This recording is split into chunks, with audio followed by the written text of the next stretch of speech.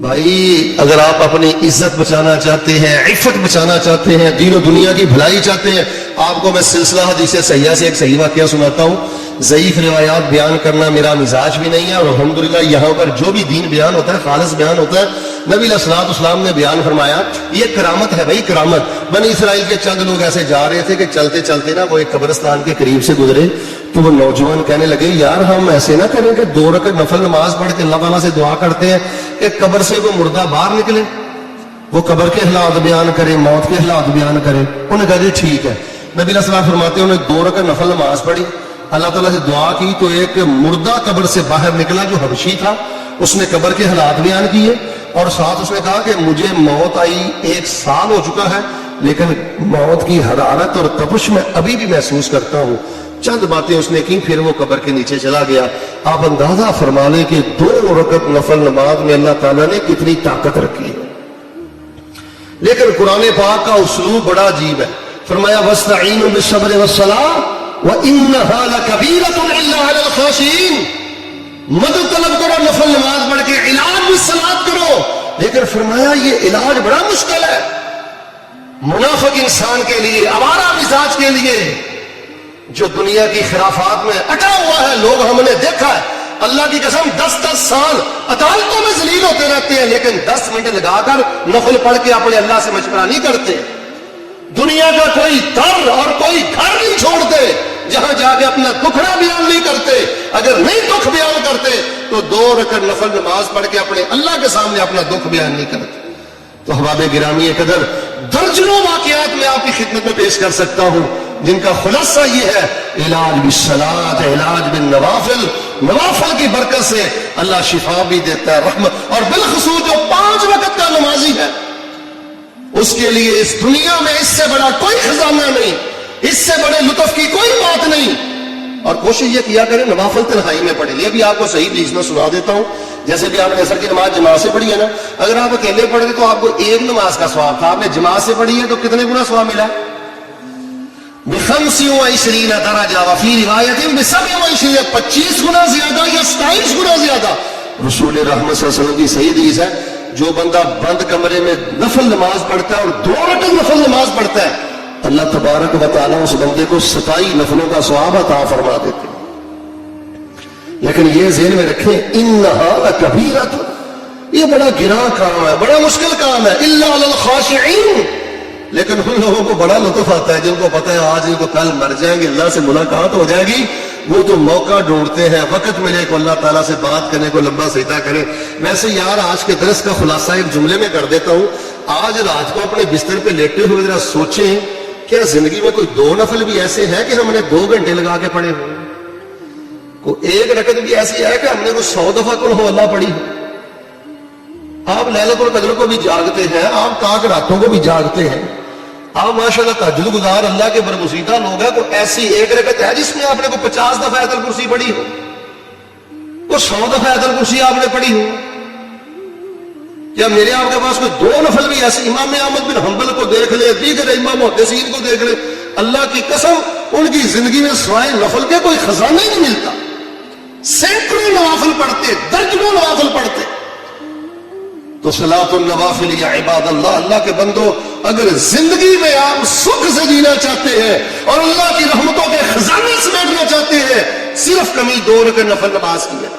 کئی لوگ کہتے ہیں قاری صاحب مجھے غصہ بہت آتا ہے، میں گاڑیاں بہت دیتا ہوں، قاری صاحب میرے کاروباری پرابلم ہے۔ او بھائی اگر فرض نماز پڑھتی ہو تو 2 رکعت نفل نماز پڑھ کے اللہ سے دعا کرو، 10-15 دن دعا کر کے دیکھو، رحمتوں کو اپنی نگاہوں سے اترتا ہوئے دیکھو۔ اور یہ اتنی طاقت ہے نفل نماز میں، قیامت کا دن ہوگا۔ یہ سنن ابی داؤد کی حدیث آپ کو سناتا ہوں۔ سید الکونین حضرت محمد رسول اللہ صلی اللہ علیہ وآلہ وسلم فرماتے ہیں کہ بندے کی نمازوں کو شمار کیا جائے گا تو فرائض کم ہو جائیں گے۔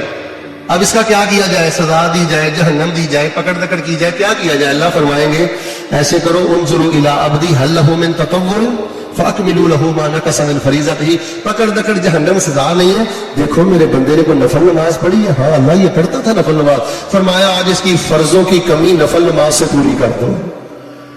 ایک جملہ دینے لگا وہ آپ کو، اگر آپ کی توجہ میری طرف ہے، اگر قیامت والے دن فرضوں کی کمی نفلوں سے پوری ہو سکتی ہے تو دنیا کی کمی یہ نفلوں سے پوری نہیں ہو سکتی۔ مال کی کمی یا اور کوئی آپ سمجھتے ہیں میری زندگی میں کمی رہ گئی ہے؟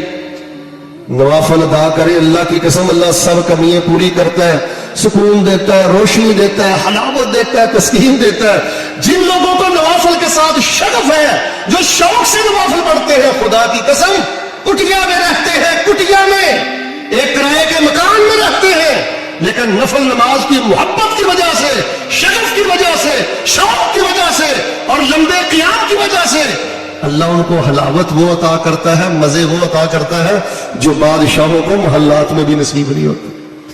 زندگی میں اگر آپ کا ارادہ ہو کہ اللہ تعالیٰ سے معافی لینی ہے تو اللہ تعالیٰ سے معافی لینے کا شاندار طریقہ یہ ہے، صحیح مسلم ہے، بخاری ہے، مشکات ہے، بلوغ المرام ہے، کوئی حدیث کی کتاب آپ اٹھا کے دیکھیں، اللہ سے معافی لینے کا بہترین طریقہ جس کا عقیدہ توحید و سنت مضبوط ہے اور جو حرام کا کاروبار نہیں کرتا، کیونکہ جس کے کاروبار میں حرام کی آمیزش ہے اس کا کوئی عمل اللہ کی بارگاہ میں قبول نہیں۔ اسی لیے میں بار بار بات کرتا ہوں کہ جو حرام سے بچتا ہے، جس کا عقیدہ مضبوط ہے، اگر وہ نفل نماز پڑھتا ہے، فرمایا 2 رکعت نفل نماز پڑھے، دوسری طرف سلام بعد میں پھیرتا ہے، اللہ تبارک و تعالی لمحہ بھر میں زندگی بھر کے گناہوں کو معاف فرما دیتے۔ ملکہ زبیدہ آپ نے نام سنا؟ یہ ہارون الرشید کی بیوی تھی۔ یہ ایک دفعہ بیت اللہ کے حج کے لیے گئی۔ ابن کثیر نے البدایہ میں اس واقعہ کو نقل کیا۔ اس نے دیکھا کہ حاجی بڑی تکلیف میں ہے بیچارے، مشکیزوں میں پانی اٹھاتے ہیں، مشکوں میں پانی اٹھاتے ہیں، پانی ختم ہو جاتا ہے، وضو کے لیے پانی نہیں ملتا، غسل کے لیے پانی نہیں ملتا۔ اس نے کہا کہ ایسے کرو کہ کسی پانی کا یہاں میدان عرفات میں اہتمام کرو۔ المختصر بتایا گیا کہ تقریباً 35 کلومیٹر سے پانی لایا جائے گا کہ چشمے سے، اور پہاڑوں کو توڑ کر بڑی مشکل سے یہ پانی مہیا کیا جائے گا اور خرچہ بہت زیادہ ہوگا۔ اب ملکہ زبیدہ کا جواب سنیں، کہنے لگی کہ اللہ کے مہمانوں کے لیے پانی کا اہتمام کرو، اگر ایک ایک ضرب پر ایک ایک دینار بھی خرچہ آیا تو میں زبیدہ وہ بھی ادا کروں گی۔ تقریباً موجودہ پاکستانی کرنسی کے مطابق 4 ارب روپے کا خرچ اس وقت نہر زبیدہ پہ آیا تھا۔ المختصر یہ ملکہ زبیدہ دنیا سے چلی گئی، فوت ہو گئی۔ کسی عزیز نے خواب میں دیکھا، بڑی اچھی حالت میں تھی، پوچھا کہ زبیدہ تجھے تو اللہ نے بڑا شان دیا ہوگا، تو نے اللہ کے مہمانوں کے لیے، حاجیوں کے لیے پانی کا اہتمام کیا، یہاں تو ایک کتے کو پانی پلا دے تو اللہ جنت دے دیتا ہے، تو نے تو حاجیوں کو پلایا ہے۔ کہنے لگی یہ تو میرا عمل اپنی جگہ ہے، مجھے اللہ نے ایک عمل کی وجہ سے ہی معاف کر دیا ہے۔ میری ساری زندگی کا معمول تھا کہ رات کو جب میں اپنے بستر پہ لیٹتی، اللہ کی بڑائی اور کبریائی کو یاد کر کے میں 2 رکعت نفل نماز پڑھ کے لیٹتی تھی۔ یہ 2 رکعت نفل نماز میرے اللہ کو اتنی پسند آئی ہے، میری زندگی بھر کے گناہ معاف کرنے کے بعد میرے لیے رحمتوں اور برکتوں کے سب دروازے کھول دیے گئے۔ احباب گرامی قدر، یہی تو قرآن نے کہا ہے، یا ایھا الذین آمنوا استعینوا بالصبر والصلاۃ، اور ایمان والو نفل پڑھ کے اللہ سے مدد مانگو، قرب بھی ملے گا، شکر گزار بھی بنو گے، اللہ فرائض کی کمی بھی پوری کرے گا، اللہ تمہارے گناہ بھی معاف کرے گا۔ بھئی جنت کی آپ بات کرتے ہو، شفاعت کی بات کرتے ہو، شفاعت کے لیے کسی چلی کی ضرورت نہیں ہے، کسی نوری علم کی ضرورت نہیں ہے، کسی ہو کی جلی کی ضرورت نہیں ہے۔ ایک کام، ایک چھوٹا سا بچہ تھا تقریباً 10-12 سال کا، وہ نبی علیہ السلام کی بڑی خدمت کیا کرتا تھا۔ یہ مسند احمد بن حنبل کی صحیح حدیث آپ کو سناتا ہوں۔ ایک دن نبی پاک فرمایا کہ بیٹا کچھ مانگو، کیا مانگتے ہو؟ آپ نے سوچا شاید گھر میں ستو نہیں ہوں گے، کھجوریں نہیں ہوگی، پانی نہیں ہوگا، چلو اس بچے کے لیے اہتمام کر دیتے ہیں۔ روٹین کا آپ نے سوال کیا، لیکن ہاں بچے کی تربیت اور سوچ دیکھیں۔ بچہ کہنے لگا اللہ کے رسول آپ نے مجھے پوچھا ہے کہ مانگو، کیا مانگتے ہو؟ ان تشفع لی یوم القیامہ، میرے دل کی ایک خواہش ہے اللہ کے رسول قیامت کے دن میری شفاعت کر دینا۔